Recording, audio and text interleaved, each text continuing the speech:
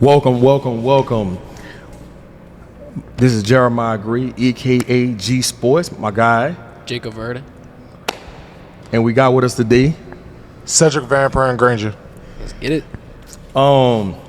We always try to figure out what we're going to call the name of our podcast, depending on what we're interviewing. And I think this is the perfect setting to call this Inside the Trenches with Sedrick Pran-Granger. I like it. You know, being back at Warren Easton, where it all started, where you started your journey.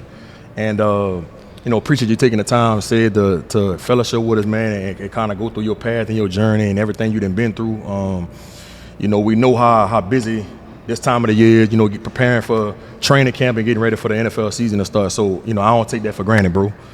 But we always like to start our podcast off, bro, talking about your journey, man. Take us back, Sid, you know, when you first fell in love with the game of football and how football has got you where you at today, not only as an athlete, but as a person. Well, I'm gonna answer what you said first. Well, I just want to say thank you to y'all, man. Y'all got your own platform. Y'all got a lot of people y'all can have on here, so it's an honor to be on y'all platform, man. I appreciate that. But to answer your question, man, truth be told, I think I fell in love with the game here. I think in the neighborhood, you know, you love football for the purest form of the game, you know, right. Just playing tackle football on the street, you know, just kind of like doing whatever. But then, like, I really didn't start playing organized team football until I was maybe 12, something like that. You got a late start. Yeah, I really didn't start playing like maybe 11, 12, somewhere in there. But when I got here, it's kind of like when I really learned like discipline, sacrifice, and kind of putting your team truly above yourself. So I would say that's when I kind of fell in love with the sport of like team wise of football. But I would say the love for the game, man, I think I always kind of had that, just being in the street, being out, you know, being out on Turo Street, you know, playing tackle football late night all day in the summer. That's just kind of what you do. I heard you you played a little quarterback in your flag football days. How true is that? That's true. We won I want to say 2 championships when I was there. One of them was an undefeated season. So you like you was a precision pass or you was slinging that thing? A little bit of both. So I was bigger, so I was able to have a little more power. Gotcha. Everybody was scared to, like, you know, pull a flag or whatever because I was big, so I could run, I could throw deep. It was whatever. It's funny you mentioned that because I remember we had a stint in the playoffs where I had like it wasn't pulled, but like a strained muscle in my back, and like I had to like tough it out. And I was like, "Coach, I got the team," and you know, the whole nine. But it's just fun, man, to kind of revisit some of those moments. But that's kind of where it started. What park you played for? Eastern Park. Eastern Park? Yeah, right there. Okay. So you ain't play for like Goretti, Harrell? Nah. Okay, gotcha. I lost to Pontchartrain. I remember we lost to Pontchartrain 6-0, and then 1 year we lost to Cutoff in the playoffs. Gotcha. Okay. Talk about making the switch from quarterback to offensive line. Obviously, size got a lot to do with it. But just, you know, do you think you were able to keep some things with you from being under center to now damn near center? I mean, yeah, but I hated it at first, bro. Like, it was, like, in my mind, so, like, my favorite player growing up was Cam Newton. That was my dog. Gotcha. Like, it was always weird, though, when they played the Saints. It was kind of like, like, I just kind of stay out of it. But that was, like, my dog. So, for me, like, it was weird because I had these dreams of wanting to be like him because he was a bigger guy and he did all of these things. And then, you know, you have these people that's telling you, nah, this is where you belong. Now, grand scheme of things, they were right. But in that moment, it was kind of hard for me to grasp that. But to answer your question, I definitely think having those days of being able to see different safety rotations, just being able to understand very basic concepts of coverage. I think that helps you to kind of elevate and learn the game, especially like when you're in high school where you're trying to still figure out schemes, especially trying to figure out like somebody like a car scheme and stuff like that, where they're running a lot of those saw type deals. But I definitely think that helps, you know, to have that background as quarterback. I know one thing that I've always admired about you as a young man and as an athlete, bro. Your leadership qualities, the way you carry yourself, the way you articulate yourself. You know, coming up, especially in this generation, that's like a lost art with kids. Always mannerable, look a man in the eye, firm handshake. You present all those qualities. Talk about where that comes from, and why is it important for you as a young black man in this generation to be able to, you know, articulate yourself, command the room, and be presentable the way you've been? For sure. I got to give that to, you know, my parents, man. So it's funny. So I start off with my mom. My mom really didn't care anything about football, like at all. Like I think maybe my mom has been in maybe 2 or 3 games my whole life. Like, and her biggest thing was like, hey, education, you know, kind of make sure that you are presenting yourself a certain way. Like, this may not be the most PR, guess the best thing to say PR wise, my mom would always kind of say, like, you don't want people to look at you like you're stupid. Like, you know, you don't want people to like look at you and be like, oh, like he's dumb. Yeah, he's dumb. So my mama didn't want that for me. And then, like, you know, coming to like my dad was the discipline. My dad was the integrity. You know, if you're gonna do something, make sure that you always do it the right way. Don't have half behind it or, you know, whatever. So my dad was always kind of the person to be like, man, if you're gonna do something, be 100% in, have integrity, have morals, give people respect. My mom was more so, make sure you're carrying yourself well, have manners, that type of thing. No doubt. Whenever you walk back in here, you were like, man, this, you know, reminds you of being over here. Just talk about, you know, having a camp, being able to inspire other people in this area, and just what it means to you to be able to give back now. Man, it's a blessing. So my dad he's behind us, but my dad was there at the camp, and my dad grew up in this area, you know, so it was kind of full circle to, you know, be back around his stomping grounds. I mean, I grew up not too far away, grew up in the 7th Ward for the majority of my life. I'm not gonna lie, I lived everywhere in the city, East, 7th Ward, 9th Ward, Chelmet, like everywhere. So, but I spent a lot of my time like in 7th Ward, so it's not too far from here. So to be able to give back to those kids, to be able to just be a light, man. I think for me, as much as I'm putting into them, they're putting into me. Because it's, in my opinion, it kind of feels good to go somewhere and these kids don't know who you are. They don't really care who you are. True story. They just know that somebody's willing to take the time out of their day to do something for them and just spend time with them. So for me, that means a lot. The sheer fact that they were out there, they gave energy and effort. So for me, it's just a blessing to be a part of this, and I praise God for it. So, you know, we at Warren Easton right now, and, you know, like you talked about, this is where you fell in love with the game of football. I think when you got here your 9th grade year, that was a pivot in the football program's history in a sense. You know, I know I'm having a brain fart. The head coach before Coach Jerry, Tony Hall.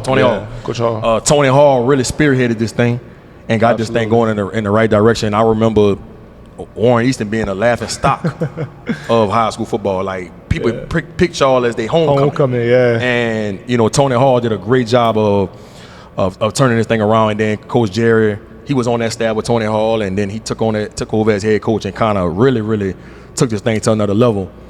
And when you was here, man, y'all played in a ton of state championships. What happened throughout that time from your 9th grade all the way to your senior year where y'all was able to, you know, go on the road and beat some prominent programs and get to a state championship, but ultimately y'all couldn't get it done? And some people will say that it was a failure, your high school careers, and say Coach Jerry can't win the big game. But I think it was bigger than that. I think sometimes you get success off of losing those type of moments in your life. Kind of elaborate on that, your time here, and some of the naysayers that said that, you know, the guys that played in this program through them 4 years, it was a failure that y'all couldn't win a state championship. I'll start off by saying, I think in high school I would have agreed with them.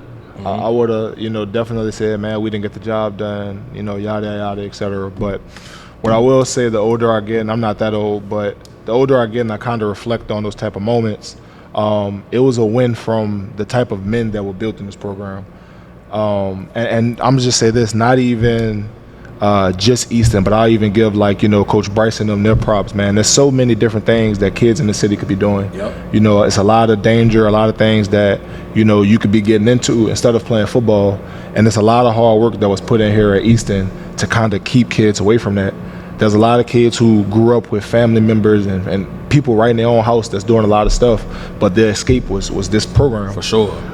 So I just commend Coach Phillips for that, man. He helped build men here. He helped, instill that discipline, help instill, some of those things for the people who may not have had those fathers, may have not had those positive influences. So it was a lot of hard days, a lot of grinding, a lot of things that we didn't necessarily want to do at that time, but it was necessary to help us build our character. So I would say overall, man, we may not have gotten the championships that we wanted at that moment, but I think we, to a certain degree, have won in the game of life. When you think back on some of them games, I remember being at Berman.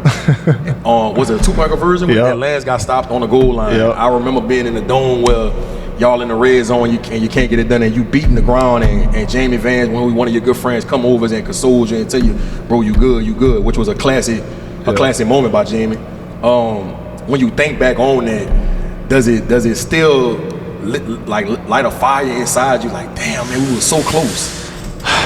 I would say maybe freshman, sophomore year of college. I remember my first year or two, I'm watching Easton play call, and I'm at a banquet or something for Georgia, but I'm in the call watching the game, trying to figure out what's going on. Right. And so I feel early in my career, yeah, it did. But I think now, man, my emotions have changed a little bit in the sense of man, I'm just proud of the things that I was a part of. I'm proud to say that I was a part of some of those classic moments, and we were a part of a lot of good moments. We were a part of a lot of not so good moments for our school, but ultimately we helped put New Orleans on the map. We helped build a platform for these younger guys to come through and be able to build really names for them and their family. So I'm proud of that, man. So I would say early in my career I was all into it, but I think now looking back and I'm gonna be honest, sometimes I go back and I watch some of them old videos you posted. Reminisce a little bit. I go back and I watch, and sometimes it's not even us. I go watch a Landry Walker game or something like that, but it's just to remind you man, you are a part of helping build something. Don't forget where you came from. And a lot of kids that came out the parks was coming to them games, and that made them want to come to Easton. For sure, yeah. I know a few kids that came from parks. They was like, man, I'm gonna go into Easton because I want to beat Carl. I want to be the reason why Easton finally won a state championship. But come on, from watching y'all. You think that gave you a chip on the shoulder that you kind of rolled into college and used to motivate yourself? Absolutely. I'll start off by saying this, man, I'm extremely grateful for what God has allowed me to be a part of and experience. So let me start off by saying nothing that I've accomplished to this point would be possible without him.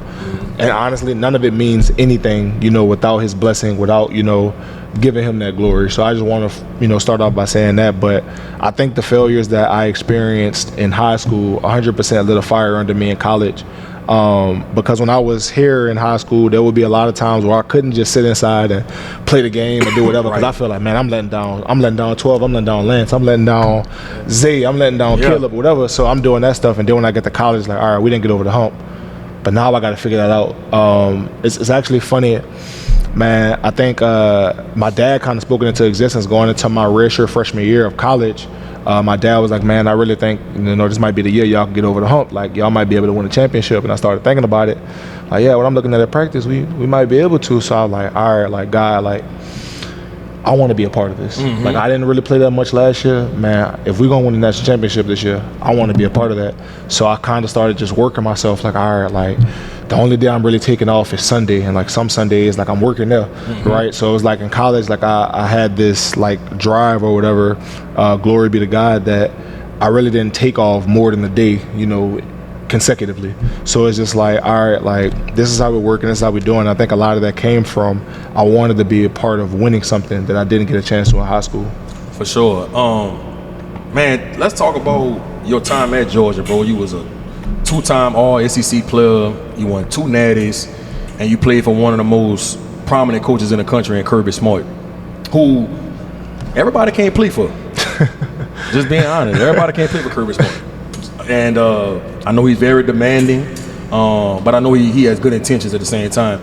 Talk about your time there at Georgia, bro, and being a part of 2 natties, and being All-SEC, and playing in the best conference in the country. And then, looking back, maybe what I went through in high school probably was a blessing in the sky that built me up for this. For sure. Well, I started off by saying this about Coach Smart. I remember we were in camp, and that year I was talking about, I'm trying to win a spot. And I remember we were in like a team run period, and I messed up a snap. And like Coach Smart is on the mic. Coach, take him out. He's terrible. Put him at guard. Get him out. Like, so he's ripping me. My coach is getting on me. So like, there's truth to what you're saying. Like, everybody can't play for Coach, man. But it was such a blessing, bro. Just to be a part of that. Like, the guys that you see that came through that are like, you know, Georgia legends or whatever, man. The Jordan Davises, the Jalen Carters, you know, the Kobe Deans, all of these guys that were so good in college that, like, you know, had these legendary runs. I have the blessing of being able to say I played with them. I got to compete with those guys every day. Iron sharpen iron. Yeah, for sure. So it's one of those things, man, where it's like you start to realize in the process, like much of what I was saying kind of here with Easton, as you're working, like you may not want to do it, but you start to realize over time, like, man, this is building something crazy. Like, I can't tell you the amount of times we complained in the locker room, man, I don't want to do this today. Right. Kobe, I ain't doing nothing today, bro. Leave me alone, don't touch me, whatever. But at the same time, you go out there and you get your work in, and you constantly put it in, and over time, it just keeps building. So, man, it was truly a blessing to be a part of that. Coach Smart was hard on us, man, but at the same time, he got us where we needed to be in order to be in those situations to win. Talk about going to Georgia as a Louisiana kid. Like, how do you make that decision? Take me through that process. All right, I'm gonna say this. Because I don't think you had LSU in your top. They were like top 8, top 6. Like, I'm talking about top 3. Like, no, there wasn't. Yeah, there wasn't. But the reason being, and this is no shade to nobody, so go Tigers, cool. But this ain't no shade. Right. The reason why LSU wasn't in my top 3 was because they came after Georgia and Bama. Gotcha. I'm already in state. So pretty much the situation was Georgia had already offered me. And you went to a camp? To LSU, no. No, Georgia camp. Yeah, but I was like a freshman or sophomore. It was very early. It wasn't like later in my career. Gotcha. So I went camp to them and I got the offer. But then at this point, like, I'm starting to blow up. Coach Saban came here. And that's when, like, you know, Bama offered me and stuff like that. And it kind of forced LSU's hand to have to offer me, right? And it kind of was a situation where they're like, hey, like, you know, we want you to come camp. And to me, it just kind of came off as like, y'all don't really believe that I can actually do this. On top of y'all are already after everybody else. So it's more of a situation where it's like, man, these people have been here first. Georgia was the first SEC offer I had. So it's like, how could you not go with a team that's been first, they're being consistent on top of that, and they're probably on the verge of winning the national championship. So it's like, how could you not go there? So for me, it wasn't any hate. I would have loved to have played for LSU, but for me, I went with loyalty. That team was first. So just because you're the home team doesn't mean that I have to go play for you. I'm so glad. Yeah, I'm so glad you touched on that, bro. Cause so in the movie, I just dropped the movie December 1st, this past December 1st, called Blue Chippers, and we dive into the recruiting process and getting ranked and figuring out what school you want to pick. And it was a portion in the movie where I talk about how some schools will offer you just because they don't want you to go play for their rival, or they picking you just because of what you rank, but they really don't want you. Yeah. Right? And it's so key that you say that, because a lot of kids, they'd be like, man, I'm going to LSU. For sure. And who knows if your career goes the same? Who knows if you're 2-time All-SEC? You probably don't win the national championship. You know, you might not get drafted. We don't know. But you based it off of, number one, loyalty. You show love to the people that believed in you from the beginning. And then you realize and process that the right way. And I'm sure your parents had a lot to do with that too.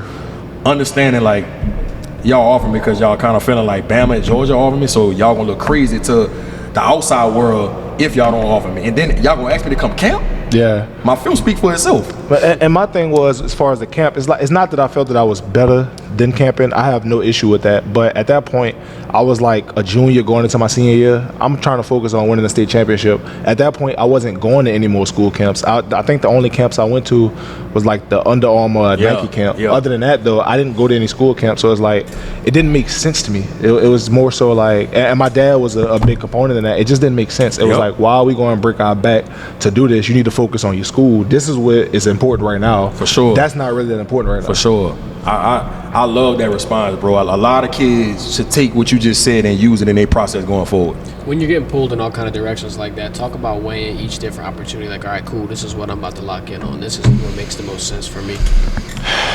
Man, I'm gonna be honest. My dad helped a lot in that. I think it's very important to have someone in your corner that can talk some sense. You know, I think a lot of times, you know, especially kids, no matter how mature you are, you still need some guidance, you need some counsel. And my dad, you know, afforded me a lot of, what's the word I'm looking for? A lot of liberty, excuse me. But at the same time, he was still my dad. Like, man, like, I don't think you should do that. I think this is where your head should be at, and I think you take heed to that. So, in my opinion, I think that you need to have a good team around you, and I'm not saying like, you know, just a coach or, you know, just your dad. You need to check people for how responsible or how valuable of a source they are. Don't just take people for what their relationship is to you. But what I will say is, if you have somebody that's in your corner and they're reliable, they're smart, they're calculated, take their advice. For sure. Whenever you look back to your time at Georgia, what's one story that sticks out that you think you would tell to, I don't know, your kids, your grandkids? Like, man, yeah, this was my time over there in Athens. I don't know if I can even say this. I'll just say I had a certain game where I was really sick. Flu game. Yeah, exactly. I was really sick, and I had just came out of protocol, but like I was still like dog, like whatever. And we ended up winning that game. It was a big game, and that'll kind of be like the story I'll tell my kids in like detail, because like I don't want like the school to get, I mean, I was out of protocol, so they shouldn't get like I wasn't like in danger. Yeah, like I wasn't affecting anyone else, but I still felt terrible. So that'll kind of be the story I tell my kids. If I could say anything that I could say on here, man, I would probably say when we beat Coach Saban in the national championship. And I just want to say I have a tremendous level of respect for, you know, Coach Saban, and, you know, even those guys like, you know, Bryce Young and your boy Will Anderson. Those are like the leaders and the top dogs of their team. So I definitely have a lot of respect for them. But for me, the sweetest thing about winning that game was there was a certain point in that game in the fourth quarter where you kind of saw that they were giving up a little bit. It was like, man, we're tired. We're kind of like, you know, out of it. And it's like, this is the time like to kind of seize the moment. And everything kind of started to come together. But it was truly a beautiful moment to kind of be like, man, like I remember coming from Easton, couldn't win it, couldn't get over the hump. And then we just beat Coach Saban. In the national championship. So it was a beautiful moment, man, to be a part of that, and I was super grateful for it. Were you on the team? Were you a freshman when Tua threw the pass to Devontae Smith? Nah, that was a year before me. A year or two before me. Yeah, I was in high school. Okay, I got my years mixed up. Yeah, because I was getting trolled in class. Yeah, I was getting trolled. Bro, I think Mel Tucker was the DC. Yeah. And everybody was grilling him on Twitter because he went cover 2. And it was like, what, 4th and 20? Yeah, everybody like, why would you go cover 2? Yeah. Respect, whatever. Coach Mel. Yeah, I even asked I seen Coach Tucker one time. He was down here recruiting a kid that I was helping through his recruiting process, and I asked him, Coach, I gotta ask him, what made you go cover 2 on 4th and 24? And he was like, bro, I don't even want to get into it. He couldn't even give me a response. You know what I mean? Bad deal. I want to ask you though, man. I noticed that on the back of your jersey, you had Van Pran for the longest, and then you added Granger to it. Yes, sir. Was it a reason behind adding Granger to it, and where did that come from? So Van Pran is my mom's last name. Granger is my dad's last name. And really, to be honest with you, it was just a matter of letting society know that my dad is in my life. I just didn't want to, and this was something that I talked about with my parents, and they kind of brought it to my attention. They didn't want for the outside world to look at me as if I was a kid that had no father, for sure, or that I was kind of like perpetuating the stereotype. They kind of wanted to let people know, hey man, my father's in my life. My father's been very active in my life since a child. Although my mother and father aren't married, they both remarried, but he was always there. He was always around. Mom was always around. Never had any issues with my parents not being there for me. So it was more so just wanting to honor both of them. Hey, you know, this is a new family legacy that we're going to build, you know, in the future, God willing. But just kind of letting the world know, man, my parents were involved. I think Clyde Edwards did the same thing. Yeah. Respect, bro. One of my favorite things about Georgia and just the Bulldogs in general, y'all got ability to stay locked in no matter the game. Week 1, week 3, SEC title, yada yada. Talk about that and how Kirby Smart instills that focus. Is it the hype up speeches? Is it the work that y'all put in? Like, what makes y'all that confident? I mean, I say this: the best teams I've been on at Georgia are self-motivated. It starts with the players. So I'll say, like, God blessed me to be a leader on those teams, and super grateful for that. But not to talk about me, there were guys that were there before me. So the first national championship, we had that whole senior class. They were all like one unit. Like I remember one time, like that was like my first year. It was summer workouts. I about got jumped out there by the whole senior class. Man, said you tripping, you die, whatever. And so James Cook, Jamil White, Jamari Sawyer, just all of those guys who are in the NFL now in their senior class, they were all together. So I would say it starts there. In my opinion, it starts with having strong leadership from your players. But then I would say there's every once in a while where Coach Smart does a good job of getting us back on track. Now that may come off as cursing you out, that may come however that needs to be done. But the overall message is, man, this isn't what we're used to. This is not what we're doing. So somebody needs to step up, somebody needs to do something, but this ain't gonna be what we're doing. So I would say it starts off with the players, and I think Coach Smart does an amazing job of when players are weak or they can't get it done, this is my time to step up and make sure I'm doing my job. I noticed that you do a little painting. Yeah. And you did a really good job on some of the paintings that I saw.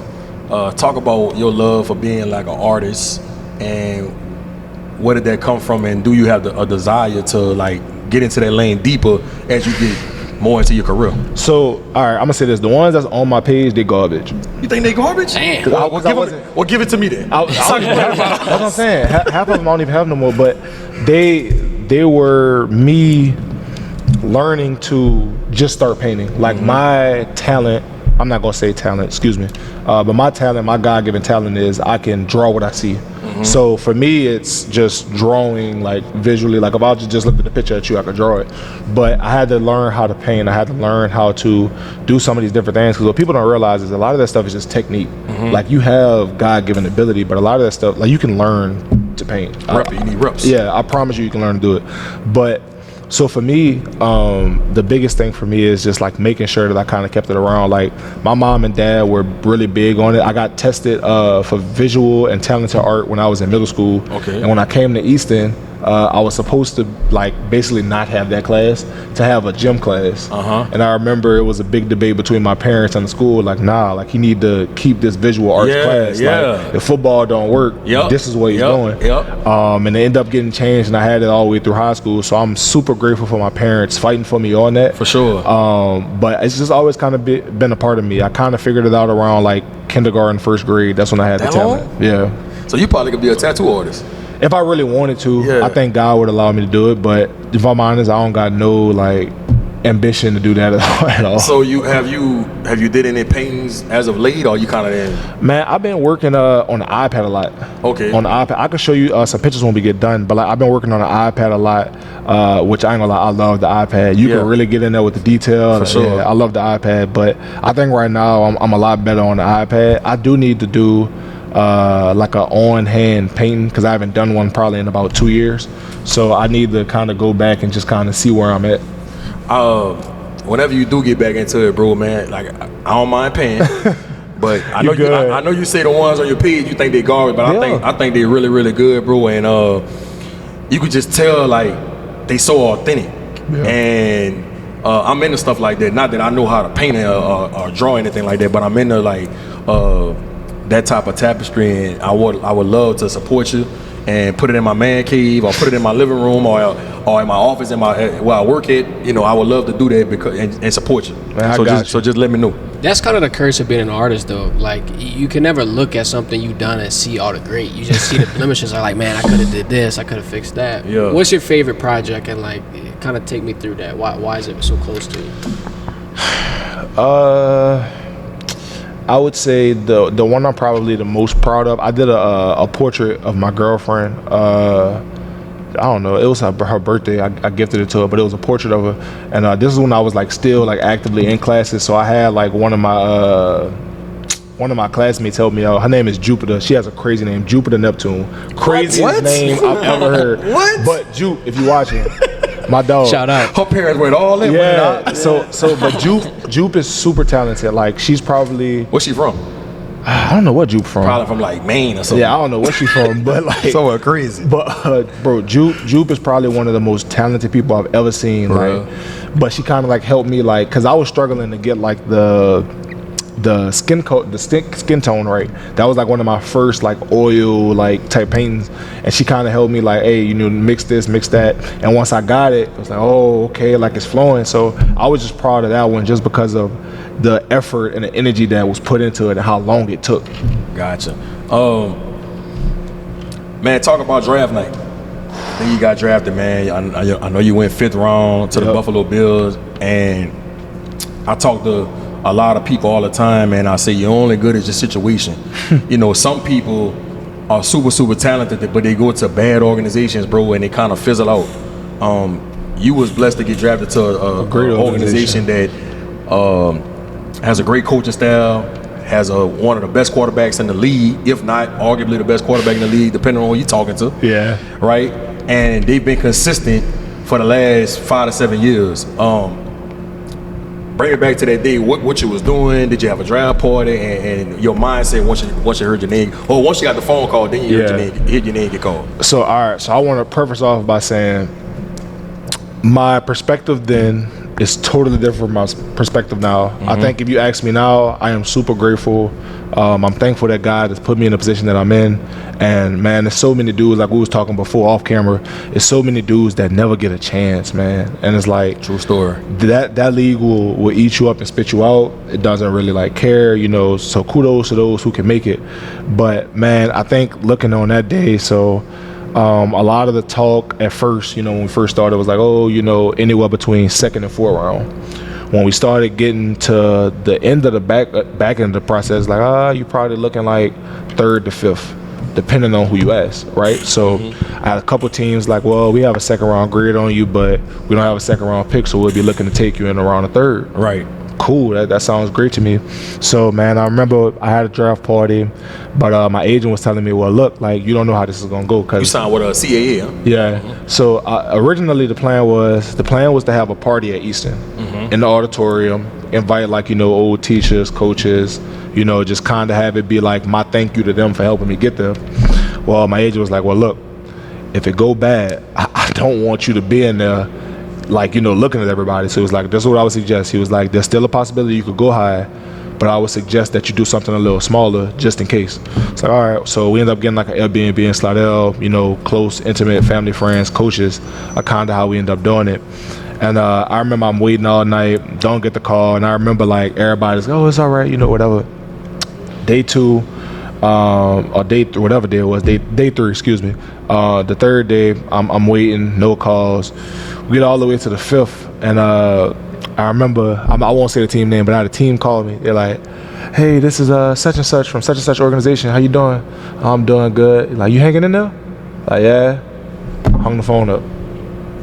So this must be like a real thing that's been going on over the last couple of years with these. Was that like a prank call, or like was it a real? I think it was genuinely somebody from the organization, but like they were like, oh, you hanging in there? Like, okay, cool. Like, we'll talk to you later. Gotcha. So I'm like what's that about? You know, so long story short, man, I had one conversation with Buffalo the entire draft process. The only reason I even had a conversation with them was because one of my teammates, he was picked in the 1st round, but he was doing a lot of like, they call them like 30 visits. Yep. So he was like super tired, and I knew he was gonna be in there with a bunch of teams. So I'm like, man, I'm not gonna let them just gas the man. So I'm like, all right, look, well, I'm gonna go with you. I'm gonna take some reps off you, you know, so you can kind of catch up and whatever. Because I just didn't want him to go out there and look bad. Now they're trying to drive the man stock for no reason. So long story short, I ended up going to that. Buffalo coach ended up liking me, and he was like, man, you made yourself a lot of money today. We'll be talking to you. So you went on the camp 30 visit with him? No, so it was so he was injured in his process. So he had his own like pro day. He had his own pro day. I got you. And I went and worked out with him just to give him some rest, because I wasn't supposed to be there, but I just went just to like alleviate what made him you a do little that? bit. Well, that's my dog. So it's like, I know you ain't been working out because you've been at these places. You have been, brother. They be trying to kill you in the workout. I know. Then you going from different time zones. It's a lot. They got you doing all these reps. I knew he wouldn't have made it if he was by himself. So I'm like, look, like, I don't really want to, but I'll come and just to take that off you, right? So end up working out. Buffalo calls me on the 3rd day, And it's so crazy because, man, I was so ungrateful in that moment because all I could think about was, man, they told me I was going second. I got drafted in the 5th. Man, and this is what I'm going to tell you, God humbled me. God had to really like talk to me and like really sit me down like, man, you tripping. Like, I was like, in my mind at that time, I'm thinking, bro, you all SEC, you all American, you team captain, you got all this film, you gave up no sacks in college. Like, how could this happen, right? Just all the stuff I'm telling myself. And when I got there, it's funny, Joe Brady, I think it was Joe Brady who was on the phone. When I got drafted, he was like, man, it's okay to be happy. Like, it's okay to be happy about it. But I was so mad because it's like, brother, I just lost so much money in that process. But then throughout the course of the year, man, like I said, God humbled me, and we had a lot of long talks. But I'm very, very fortunate and grateful to be a part of the Bills organization because it really is a genuinely great organization. Yeah. And again, like we talked about when I asked you the question, it could be worse. 100%. Like, you could have went to one of the worst teams in the league with poor, a poor front office and bad coaching staff, coaching staff that's on the hot seat that might not be there. It's so many different variables that go into it, which leads to you having success on that level, bro. So I think that everything happened for a reason, as cliche as that might sound. But I think you're in a great spot, bro. They got a lot of pieces in Buffalo too. Like, how did you find your role, your identity alongside those pieces? Like, not wanting to, mess anything up, but still trying to navigate your way. Bro, it was tough. I'm gonna keep it a buck with you. And like, just a part of that, like I was saying, God humbling me, that process, man. It's some games you dressed out, but you handing out water, you handing out sunflower seeds and gum, and you holding people's shoes for them and all type of stuff. But it's crazy because the same dudes you're doing that for, they're telling you, man, I know this sucks right now, but I promise you're gonna be good one day. Just learn. Just take this time, learn, be patient. I remember my dog, Dawson Knox. Tight end. I forget who was playing, but he was kind of like, man, like, how you doing, man? Like, you kind of seem a little down. I was like, man, I'm gonna be honest, like, it's just tough for me because I just came from the past 3 years playing every game, and now, I'm only going out there on special teams. Like, so it's tough for me.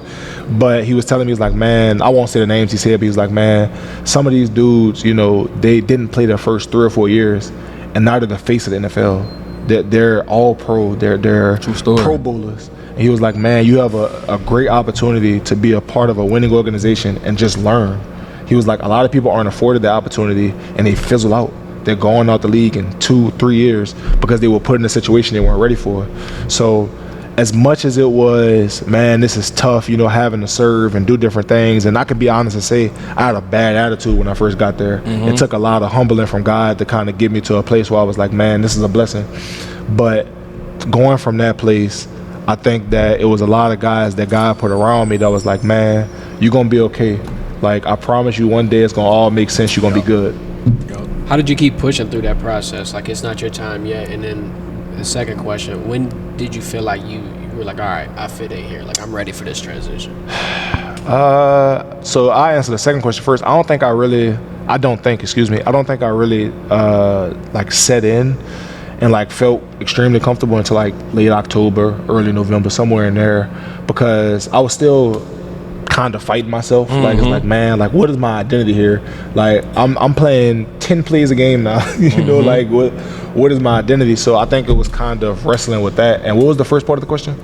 Just, going through that process when it's not your time yet, just trying to stay motivated, like still doing the workouts, still doing the practices, the film, all that stuff that comes with it. I mean, what else are you gonna do? You gonna give up? Like, right. I mean, the only thing you can do is like it comes a point where it's like, all right. So I felt like in my mind, like I was going through the motions, but in my mind, I'm like, man, like I'm feeling bad. I'm feeling sorry for myself. And it comes to a certain point where you have to make a decision. Like, all right, you don't have the opportunity yet.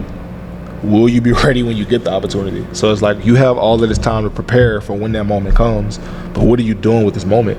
And I had to kind of like talk to myself like, man, like these walkthrough reps that you're getting, these reps that you're getting against Ed Oliver, You need to be taking advantage of them. And that was something that I'm so grateful that God allowed me to realize, is that, like, it got to a certain point where, like, Ed was coming to me like, man, I respect you, bro. Like, I know, like, when I come to practice, I got to practice against you. I can't just take no rep off. So and it's that just motivates like, you. yeah. So it's just like, it's stuff like that. It's like, you know, you start to talk to the older guys and the guys who stars in the league, and they start to tell you, like, man, like, bro, I respect your game. You may not be where you want to be yet, but I really do believe in you as a player, and I think that means a lot. What advice would you give to a young player, just like a rookie in your situation, to kind of help them see that light? Because that's like an inspirational look at it. Not a lot of people are going to have that look, and it speaks volumes to you as a leader, but just how would you kind of pour into somebody else with that? I'll keep this short and simple, man. Everybody's path is different. Everybody's path is different.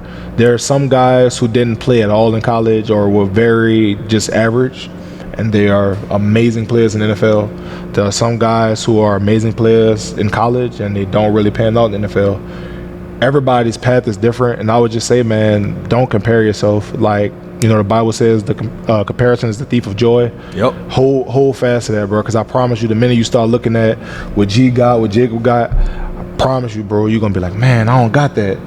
Whole time you sitting on $10 million, but you worry about the 100 that he got. So it's like, man, it's cherish what you got, man. Take it day by day. Be patient and just run your own race. For sure.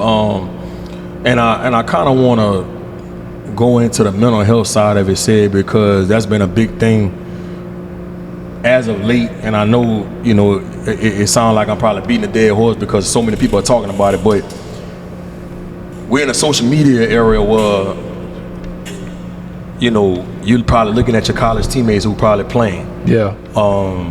You're probably looking at guys you played against in college that's playing. Yeah. And you like, I'm not playing. Talk about how strong-minded, how big your faith has to be in God, man, to keep your mental in the right spot where you don't go into them dark places. Yeah, I'm glad you said it, man. Like, I'll just go ahead and say this, man. I am grateful that Jesus Christ came to get me, bro, because to be honest with you, without him, I don't think I would be in that space. So what I would say, man, if you don't have a faith, I would suggest you to get one.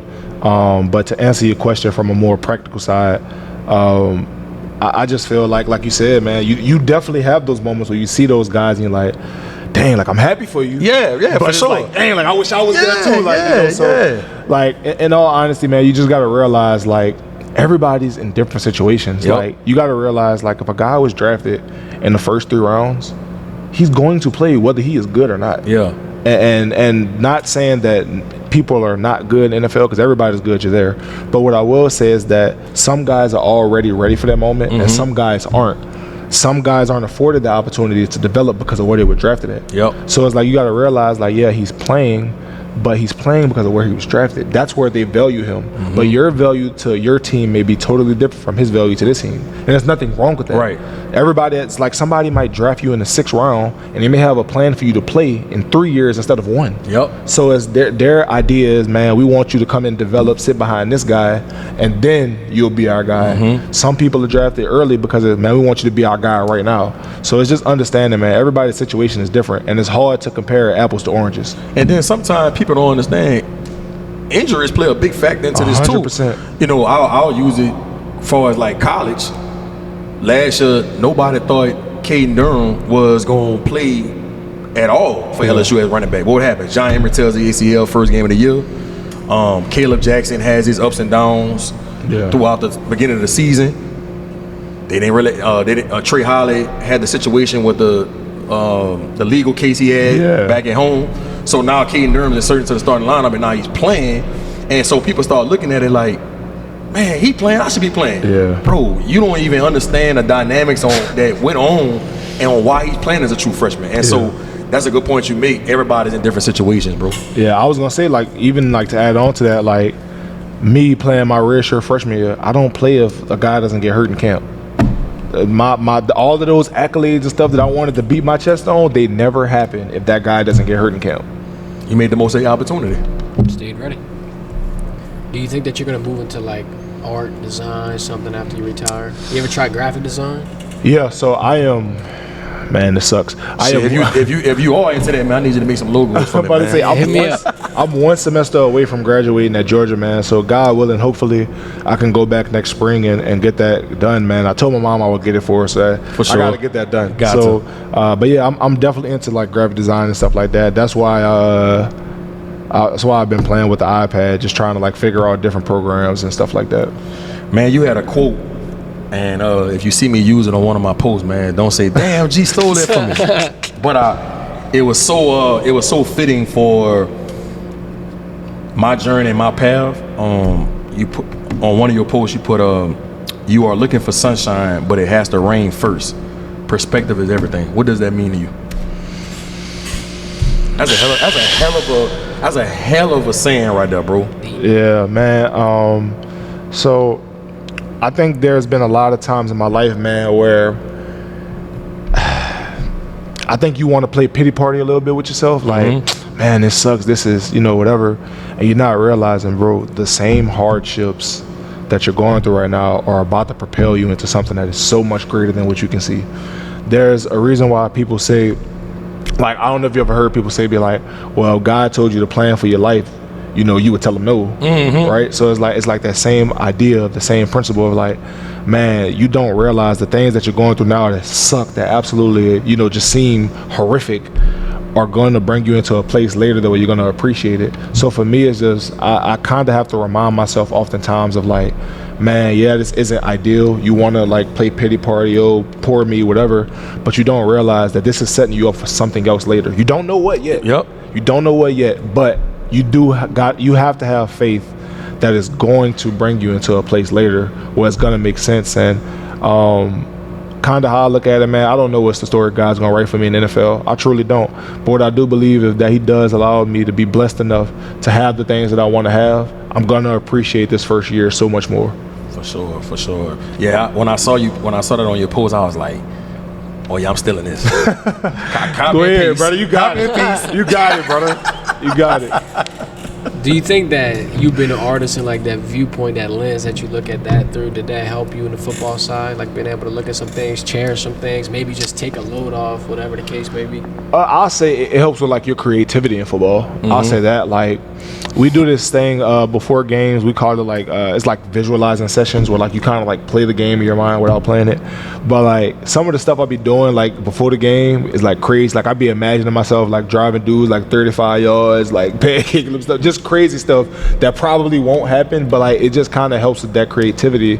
So then when you kind of see it like on the field, it's like that wasn't exactly like that, but it was still pretty cool. Right. So I think just for me, it just kind of helps the creativity, the fun side of like, man, like the crazy part about NFL is it's a job, but you can't treat it like a job. Like the minute you start treating it like that, it's kind of when you start to get tense and start making mistakes.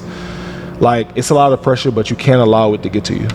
That visualization, did you do that before the NFL? No. Like that? They got you onto that? Yeah, they got me onto that. Shout out to Dr. Dez. Dr. Dez has done an amazing job. Team psychologist? Yeah, she's done an amazing job with our team, man. She does a lot for us, and she helps us get ready on the mental side. Bro, a lot of people do that. Dr. Bob Rotella, he worked with LeBron James. Got him to do that. A bunch of golfers to do that. You're not the first person I heard to say that. Yeah, bro, it helps. It really helps. I think that a lot more universities that have athletic programs should have a team psychologist to do them different things with them. Corey Webster and Skylar Green, who played at LSU, talked about Saban had a guy named the Wizard, and he would do those type of things with them and have them meet with them maybe once or twice a week. Yeah. And he said they told me that he would take their mind into places they would never imagine, and it really helped them throughout their career at LSU. And I think especially with everything that's going on with NIL and the transfer portal and social media and how cruel it could be, I think every women's basketball, softball, baseball, I don't care what sport it is, they should have a team psychologist that's meeting with the players at least once or twice a week, bro, because I know I can speak on as far as what happened with Kyron Lacey recently. Yeah. Somebody I was very close to. Not to say that nobody in that building was trying to help him and pour into him. I just think having a professional team psychologist. Would have made it better. Would have made things a little more, put more things in perspective for him to see things clear as he was going through everything that he was going through, bro. So it's crazy you say that, but I do want to ask you, how much of a difference is it? Because I had these conversations all the time with guys that go to the league. How much of a difference is it far as schematic wise, the terminology, the playbook from college to the league? So I'll say, like, as far as like schematics, football is football. I mean, there may be like different words for like the same schemes or like coverages or whatever, but like the thing I will say is like the level of understanding is so much different in NFL. Like everybody like understands like the origin. Like, so you're running like this play. Well, this play comes from this play in 1990 with Bill Callahan. Like, it's like, right. Man, like, you know what I'm saying? Like, they don't got nothing to do with what we're doing. But like when you start to understand those things, and you start to understand, okay, well, in this situation, they want to do this, and these are their tendencies. The level of understanding and how smart people really are is totally different in my opinion. I think just how deep people understand football. Like, you might be on football 102 in college. Well, NFL football is like 104, 105, like, you know, and obviously it varies between person to person, but I would say the biggest thing for me is, one, how smart people are in the NFL. Like, I hate to say it, but everybody's a guru in the NFL. Everybody has like some like radical like idea about football that like changes the game. Like, it's crazy. But then two, I would say, is just like, you know how like in college and like high school, everything's like rah. It's not like that in the NFL. Everybody's chill. Everybody's like, man, let me get my work in. Let me do what I got to do and be at peace with it. Everybody even killed. Yeah, and it was such a culture shock for me, because I was expecting everybody to be like, you know, like hoorah, and everybody's like, no, I'm a professional. This is what I do. I know that I'm going to practice these things today. I'm going to get better at this intentionality, and I'm done. I'm not about to sit here and kill myself for 18 hours, and I know I got to get better at this today. This is the amount of time I have. I'm going to maximize these reps. Talk about the leadership that you see from, because I know you big on leadership. Yeah. Then you went to a award in high school? Bruh, for leadership or something? Yeah, I think it was with Turk. With Turk and them, Yeah. Shout out to Turk, man, my dog. Talk about the leadership you see from Josh Allen, man, and what makes him arguably the best quarterback in the game. MVP. I think what helps Josh in his leadership is how personable he is. Like, I'll say this, I was drafted in the 5th round. Josh was the first person to speak to me. Come on. At the organization. I remember I got there, I don't remember, maybe like second day or something like that, and I went in like the sauna, and like, you know, he's sitting there talking to somebody, and he's like, hey man, you're, you know, Sedrick, right? I'm like, yeah, yes sir. You know, no, I'm not sir, I'm just Josh, man, you know, pleasure to meet you. Like, you know who I am, like, you know what I'm saying? Like, but he was the first guy to be like, man, welcome to the organization, welcome to Buffalo, like, this is what it is. So I think when you have somebody who is so personable, and then his personality is like so goofy, like he is like the most unserious person you can think of, like, that's, in my opinion, what helps, because even when he does get serious, now you know, oh no, this is serious. Yeah. Like, this is someone you need to lock in on. But then also, like, he's a freak of nature on the field. So when you kind of add all of those things, you know, somebody who's personable, somebody who has a great personality, somebody that'll give you the shirt off their back, but then at the same time can go out there and ball on the field, I think you have no choice but to rally behind a guy like that, because it's like, what reason do I have not to listen to this dude? He's not going to tell me something that he wouldn't do. He's not going to, you know, be on my back, rah. But when he does say something, I do need to respect it, because he's probably saying it for a reason. For sure. What's the difference building chemistry in the NFL through things like that comparatively to college, where, you know, it might be more structured, like they might have to do more team events or things like that? Well, like college, you're like dorm, you know, you're around people, you know, like all day. Like if y'all going out as a team, you know, because y'all ain't got nothing to do. You know, y'all in some small hick town where there's nothing going on, you know, so y'all are all together. As opposed to the NFL, is like, man, people are married, they got kids, like, you know, trying to get home. Yeah, if you got a 3-day weekend, they're leaving, like they're not staying in, like, you know, where they're at, and like that's like league wide. So it's like it's a little bit different in the sense of like, people have more options. Like, I don't have to sit here in Buffalo if I don't want to. I can go because we're an hour away from Canada. I go drive to Canada if I want to. I don't have to sit here. So it's like, I think you have to be more intentional. But I think one of the things that really helps us is that we are a lot closer to a college town, because there's not a whole lot to do in Buffalo as far as like, you know, like if it compares to Miami. In comparison to Miami, right. It's not even close.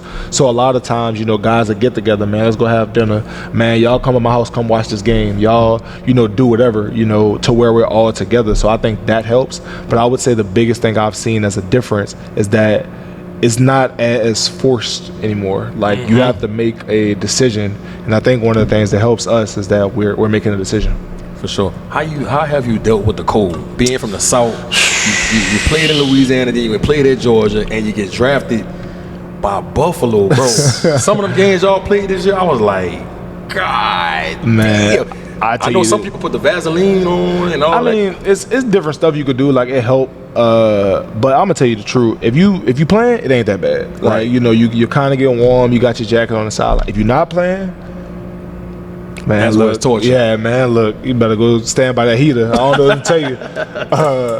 But I mean, you get used to it. It's kind of like anything. If you're somewhere for, you know, a certain amount of months, you get used to it. You know what to expect. So it's like, yeah, it's cold, but it's like, I kind of expect this. You know what I'm saying? I already know what I'm getting myself signed up for. It's not like oh man, it was 80 degrees yesterday and now it's 10. Yeah. Yo, you knew it was 15 degrees yesterday. It's going to be 12 today. So you kind of already know what to expect and what to look for. So you kind of get used to it. Your body adapts a little bit. I'm not saying that, like, you know, you never have a day where it's not cold. Yeah. But it's like, man, it's cold, but all right, let me just put on an extra pair of socks or something. You know, like I'll be all right. Yeah. On the flip side of that, when you go through training camp, you ain't got to worry about being in that hot sun though.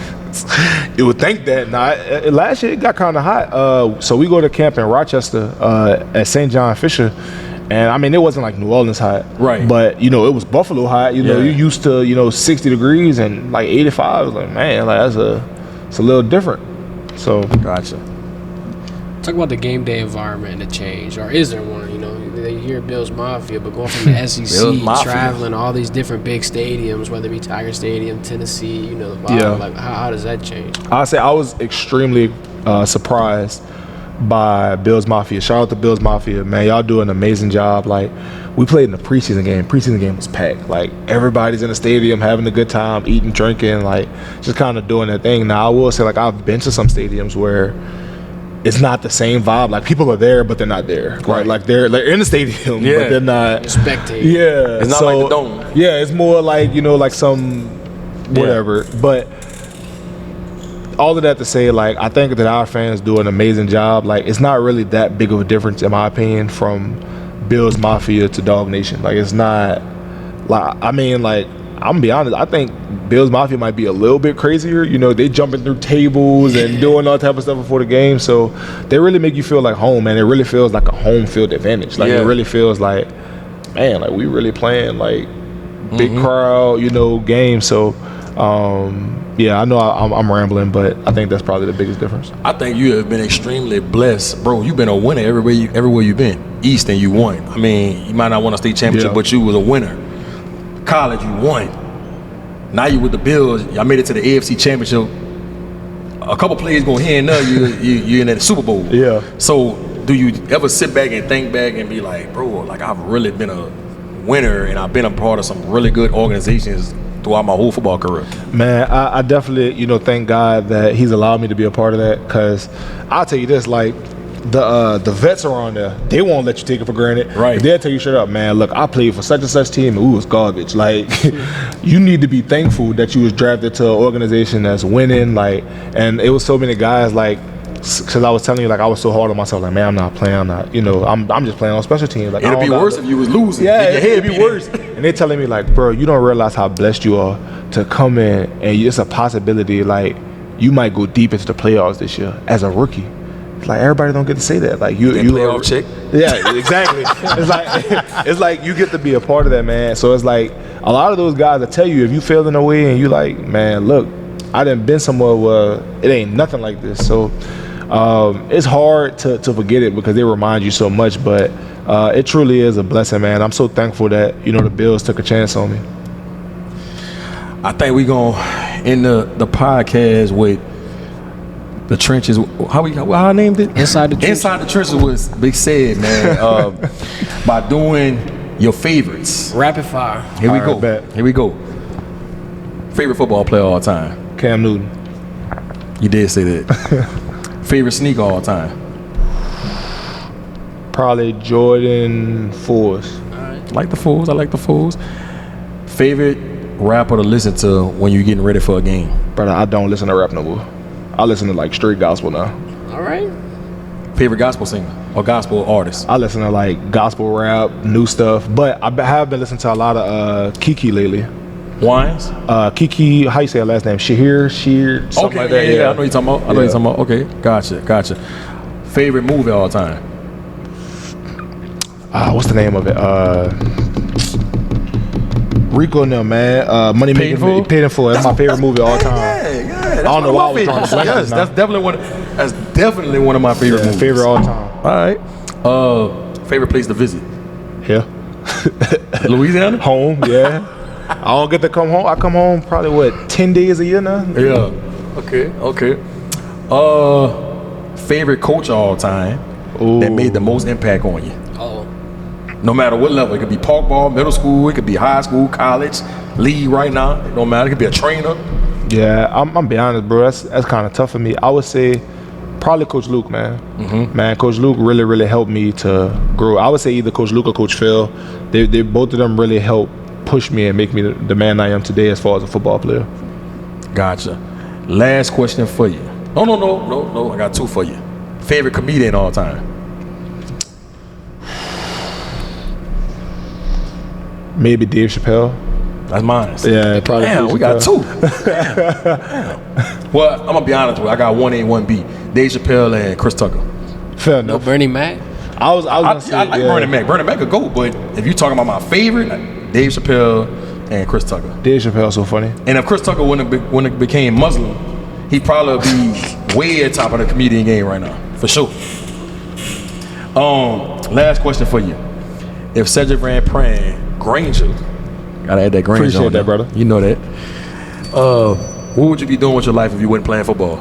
Man, that's a great question. That's one of the questions God hit me with last year to kind of help humble me a little bit. If I'm being honest, man, I would be in his hands. It probably would be something creative if I had to imagine. I don't know what that looks like. I don't know if that's art. I don't know if that's a clothing line. I don't know if that is, being a street painter. Who knows? But what I can say, man, is that I put my faith in the Lord and I trust him where he's going to lead me. For sure. Man, this has been a really good, insightful podcast, bro. I'm glad you was able to take the time out, your busy schedule, and fellowship with us. I don't take it for granted, dog. I know how busy your time is, and I understand everything that y'all go through, especially in the off season with your time and spending time with loved ones and things of that nature. So I'm rooting for you, bro. Just watching the man that you have become since your 9th grade year when I first laid eyes on you at Easton. Like, man, who is this? Who is 62? And to see your maturation process, man, and how you carry yourself and how you conduct yourself, bro. Your parents did a hell of a job, bro. And I'm rooting for you, bro. And I know your time coming. Man, I appreciate you, brother. Pleasure, man. Love, brother. Appreciate you. I got some shorts for you too, man. I don't know if you can fit them, but I got some shorts for you. It's good. That was some good shit, dog. I appreciate it. Really good job. Appreciate y'all having me.